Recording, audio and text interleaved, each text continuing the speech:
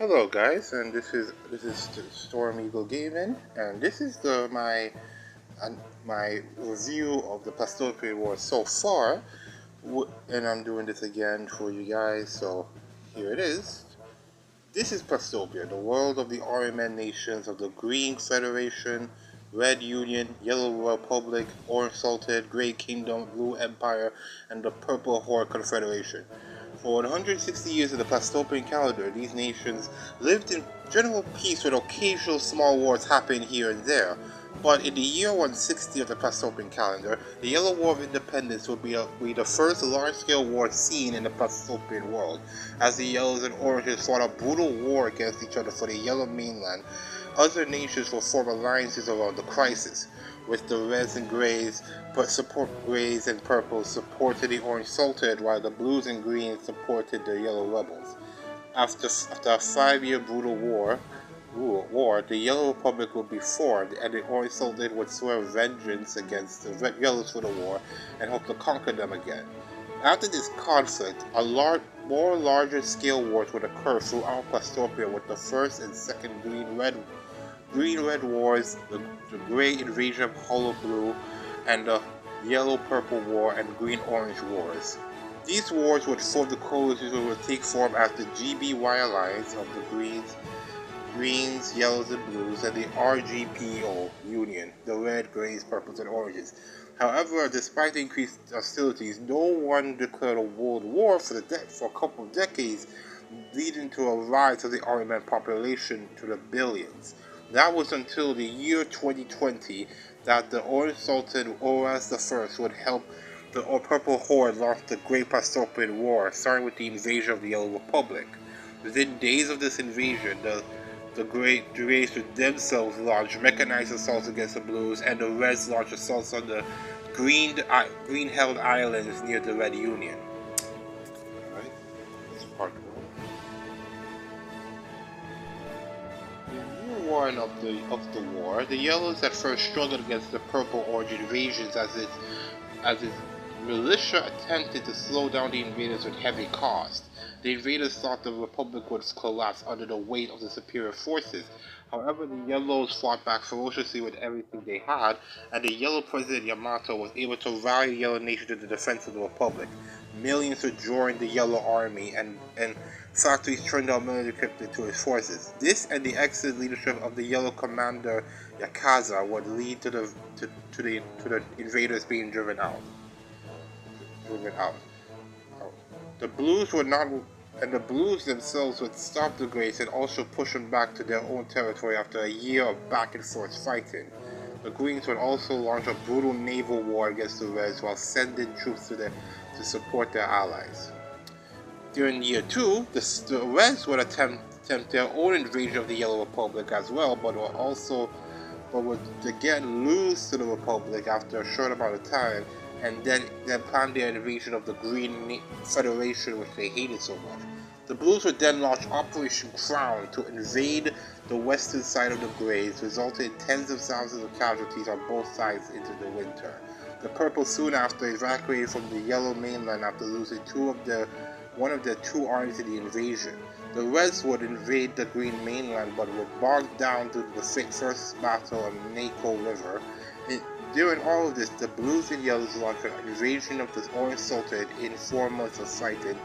4 months of fighting, which made the Orange Sultan surrender to the Blues, and making the Orange drop out of the war, and giving the Yellows the idea to invade the Purple Horde with help of the Greens in hopes of doing the same. And now we are at year 5 currently until the next year. By this point, it is basically the 3rd year of the Plastopian Wars. The Blue Expeditionary Force has defeated the Orange Sultanate. They installed Oras II as the new ruler of the newly named Orange Kingdom, and the Orange Royalist military, or Royalist army, is now equipped with blue weapons and equipment. However, many Orange soldiers of the old Sultan hate being puppets to the Blues and have rebelled against the new government. The Orange Rebel Army is led by the Great Orange General Tangers.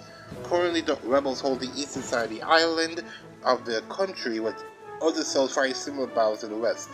Already tens of thousands of Oranges have died on both sides of this conflict, and due to this war, the Orange Kingdom is unable to help the Blues and Greens with their problems. Back in the Blues, after the successful breakout of the Grand River, the Blues initiate Operation Bacon to drive southwest to fully destroy the Grey front line and cause a mass retreat. As the Blue Blitzkrieg drives on, the next place on the chopping block was Blackwell Station. The Grey suffering mortal defeats made a last stand at the station to slow them down until their heavy forces are ready to counterattack.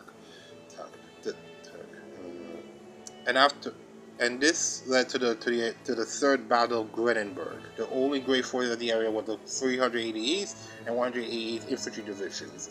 After a week of brutal fighting, Grenenberg fell, and a third of the Grey territories is under Blue control. This would be the darkest hour of the Grey Nation after losing much of the Grey Plains, Western Grey Plains. The Greys would then create the 1st, 2nd, and 3rd Grey Heavy Armored Divisions, units first of their kind specifically made to defeat the Blue Armored Corps.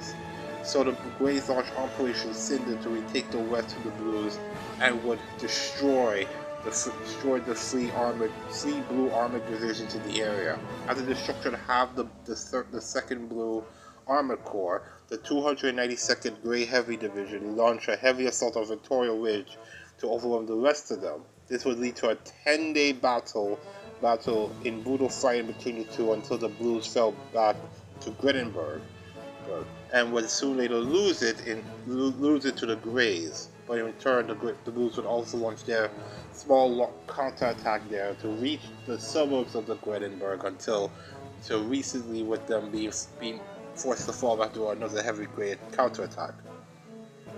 While all of this was going on, the Greens launched Operation Crusher 1. This operation is to destroy the second Red invasion. The Greens allocated six infantry divisions and 1 tank division for this operation, and opposing them were the Red 33rd Assault Corps. They would be destroyed in a few days of fighting, and the Reds would suffer 40,000 casualties and 500 vehicles destroyed, with the Greens only suffering 22,000 casualties and 320 vehicles destroyed. And they would launch Crusher 2 and 3 that would finish the second Red invasion, leaving only 1 invasion left. And these fighting would result in further brutal battles against the Reds, as the Reds attempt an offensive to break the Green lines in the area, but would fail in the Red Boot Grinder, and then the Greys would launch their operation to push them back, but it has been stalemated so far. Right now, the Yellows and Greens have landed on the Purple Horde Nation and have pushed into it slightly, but have been stopped by ferocious purple counterattacks and the large numbers of the Purple Horde. This is the situation so far in the Plastopian War.